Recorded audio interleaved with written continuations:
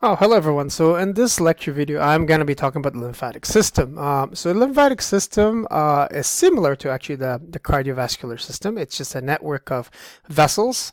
And the reason why the network of vessels is important is there are actually some liquid that actually leaks from the capillaries during that movement of blood from, in this case, arteries to veins. Okay, so obviously around, some people say 2 liters, some people 3 liters. So there has to be a way for some of that liquid to go back to the heart, and so that is actually one of the functions of the lymphatic system. The other main function, and to me that's actually a very big function of the lymphatic system, it's all about the immunity. So they talk about immunity, so we're talking about lymphocytes, the BNT lymphocytes, okay? And we talk about autoimmune cells, we're actually talking about the white blood cells. We're talking about neutrophils, macrophages, right? So all of those other cells are actually involved as well. And we're going to be talking about lymphatic system components again, lymphatic vessels, tissues. There's actually a missing T here. When we talk about lymphatic tissues, we're actually talking about, like in this case, lymph nodes, right? And organs. And lymph is actually the collective term for the fluid transported within the lymph vessel. So again, this is the capillary. So this is the artery side. This is the vein side. So when blood goes from one side to the other, and FY, blood and lymph always travels one way. If blood and lymph starts traveling multiple ways, you're gonna have some issues. Okay. So when blood travels from the artery side to the vein side, the capillary, well, liquid leaks out.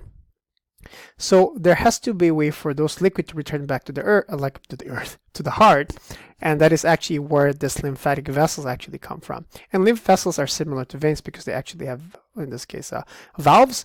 All right, and the valves, and along with the openings, actually induces then the pressure changes are actually what pushes the liquid, the excess liquid from this area into the lymphatic circulation. FY, this is actually a type of fluid.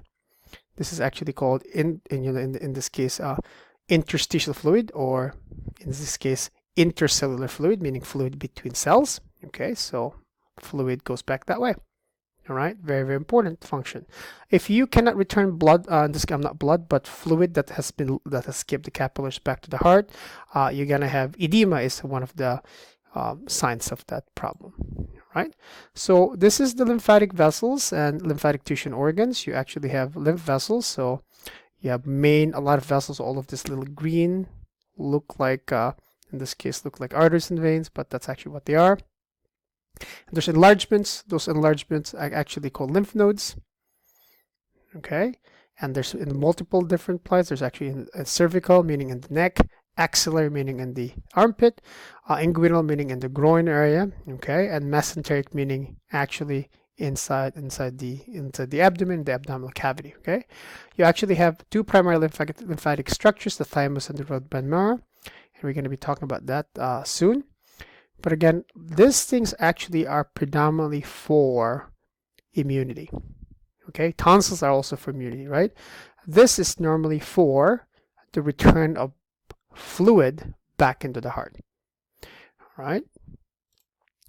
So there are two main lymphatic pathways, and again, this is talking about the lymph vessels here, and that is actually how blood that actually escapes the capillaries actually return back. So if you think about it, this is the left arm.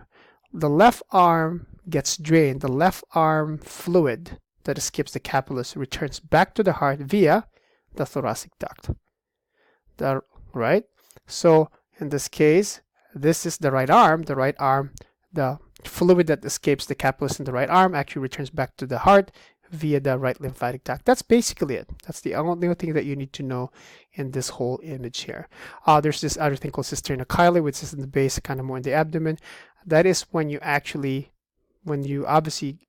undergo digestion, what happens is you actually absorb fatty things from the small intestines, and that is actually one way that whatever you digested, whatever you absorb actually goes back to your heart. Okay, so this is a problem with in this case lymphatic drainage. So elephantiasis is a type of lymphedema, okay, which is different than the typical edema, okay, which is primarily caused by blood or blood problems. So lymphedema means you have a buildup of lymph, and this is different with pitting edema or pulmonary edema. It's because it's a unilateral, in this case, swelling. Unilateral meaning one-sided. If both legs were swollen, then that would be somewhat of a heart problem, valvular problem, right? And this is actually caused by, in this case, a parasite. And this parasite actually goes into your lymph nodes, into your lymph vessels, and they actually multiply, right, in that area, and the multiplication of this parasite in that area then blocks the flow of lymph fluid back into the heart, and that's why you actually get this swelling. All right, so that's actually where lymphedema comes from. So now talking about the immune system, and now we're going to be talking about, you know, primary lymphoid organs and secondary lymphoid organs here. The immune system, again, is about immunity. Immunity is to protect ourselves from foreign invaders, so pathogenic bacteria, pathogenic viruses, as well as it also protects us from cancerous, or in this case, defective cells. Right, and that is actually in the scope of advanced A&P, so I will not talk about that too much. Okay, but there's primary and secondary lymphatic structures. So the primary lymphatic structures that you've seen in the previous slides already is the red bone marrow and the thymus. And if you recall, there were two types of lymphocytes. One of them is called B lymphocytes, the other one is called T lymphocytes. The reason why those two lymphocytes are called thus is because B lymphocytes, they mature in red bone marrow, letter B, and T lymphocytes, they mature in the thymus, which is, this is where the T lymphocytes comes from. And then the secondary lymphatic structures are lymph nodes in this case, and spleen. Right? We're going to be talking about them soon as well. So here's the thymus. When you're young, your thymus is actually bigger, and as you age, right, and as you age, your your thymus actually becomes, in this case, atrophies, or it gets smaller. And the reason why this is by the time you get older, the full complement of your T lymphocytes is actually fully created and fully trained, so you do not need this huge thymus at this point when you're older. So the way that T lymphocytes actually train is they actually train here, and what they do is they actually, it's kind of like boot camp, right? They go in there and they actually learn how to fight microorganisms, and they actually learn how to respond to signals and stuff like that. And so, yeah, it's actually college. It's actually Lakeshore Technical College of Lymphocytes, if you want to think about it this way, okay? So that's actually where T lymphocytes train.